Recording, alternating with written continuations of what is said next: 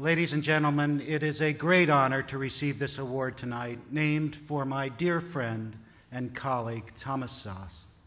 As Thomas Szasz wrote years ago, the only true political virtue is obedience to authority, and the only true political sin is independence. Independence renders authority useless, and that is what infuriates it so. You've undoubtedly been told you're mentally ill for daring to say that the emperor called psychiatry has no clothes, not to mention stupid and unscientific. At least this is what some of my colleagues say about me at one university. So if this is something that has happened to you, I'm here to say that you're not alone. The controversy regarding the myth of mental illness and psychiatry is not about science or medicine, it's about power. When psychiatrists start agreeing with you, well, then perhaps you ought to reconsider your position. Something may be wrong. So I'd like to say a few disobedient things, which is especially true because I was trained as a psychologist, and when a member of the profession criticizes its own, it's considered especially sacrilegious. What do we know that is true, that the cult of psychiatry keeps telling us is false?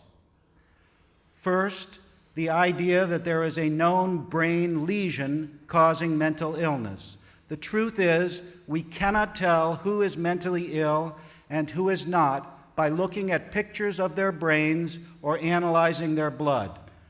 Psychiatrists had to invent their own book of diseases because pathologists would have nothing to do with them. It's called the Diagnostic and Statistical Manual for Mental Disorders, the DSM, a great work of fiction. What's the difference? Thank you. What's the difference between the DSM and a scientific book of disease? Every disorder in the DSM is invented. Every disease listed in a pathology textbook is discovered. Real disease is found in a cadaver at autopsy. Mental illness is not. Mental illness refers to something that a person does. Real disease refers to something that a person has. Consider this yet another way. It takes one person to have a real disease. It takes two people to have a mental illness.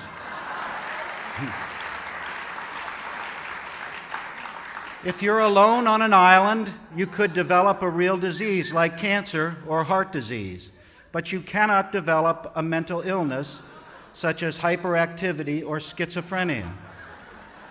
This is because mental illness is always diagnosed on the basis of some sort of social conflict. When people do something that others find objectionable, they can be diagnosed as mentally ill.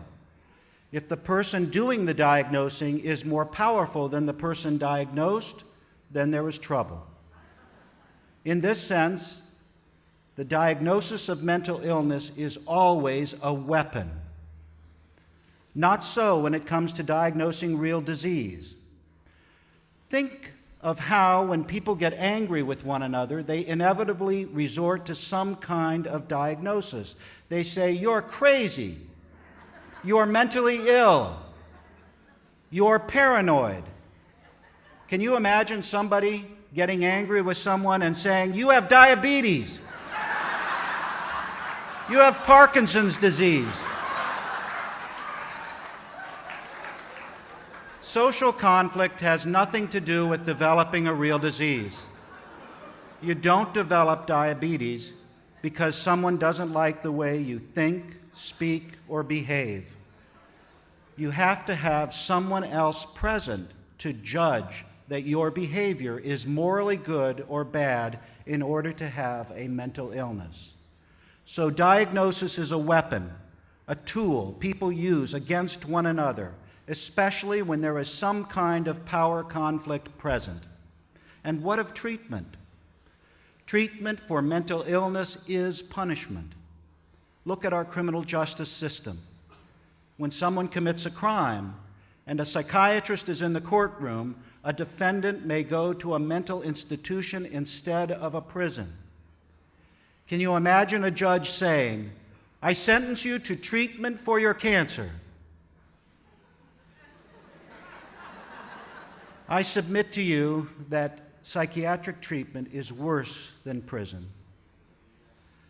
For in prison, they don't judge how long people should be deprived of liberty on the basis of what they think about themselves and the world. In a mental institution, of course, this is the case. If you don't think about yourself and the world correctly, you'll be punished longer. Psychiatrists love to say that mental illness is a real disease, just like cancer. The analogy between mental illness and real disease is not reciprocal. It doesn't hold both ways. Having cancer is not like being depressed. We don't shock people who have cancer to make them better, especially if they don't want to be shocked. Consider how melanoma, a deadly form of skin cancer, is a disease here as well as in northern India.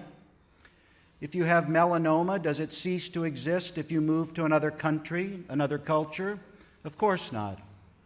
If you're wandering the foothills of the Himalayas and meditating for 15 hours a day, you may very well be called a holy man in India. Take that same person, have him walk across the grounds of the Washington Monument in Washington, D.C., and he's diagnosed a paranoid schizophrenic and committed to a mental hospital. What do you think psychiatrists would do if Jesus were alive today, or Buddha, or Mohammed?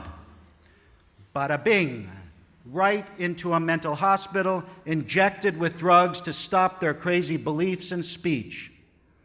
Psychiatrists today are the true grand inquisitors. They would crucify the holy men and women of yesterday in an instant. My father was sent from Nazi Germany to America in 1933 when he was about 15 years old. From the time he was sent out of Germany by his family because he was a Jew until his dying day 5 years ago, he had nightmares that the Nazis were persecuting him. He fought against them his whole life, awake and asleep. I used to ask him, "Dad, what were people thinking in Germany back then? What were they thinking when they saw the Nazis parading about?" And he used to say, "Nobody took them seriously. Nobody believed they could ever have the power to do what they did. We laughed at them." Now, while I encourage you to laugh in the face of those psychiatrists who argue that 2 + 2 doesn't equal 4, know too that we must also take them seriously, especially when it comes to the harm they have done to people in the name of helping them. For if we do not, history will repeat itself. We are building a resistance to the psychiatric Gestapo. The Citizens Commission on Human Rights is an important partner in the fight for liberty and justice. That is why we are here tonight, and that is why we will be together tomorrow.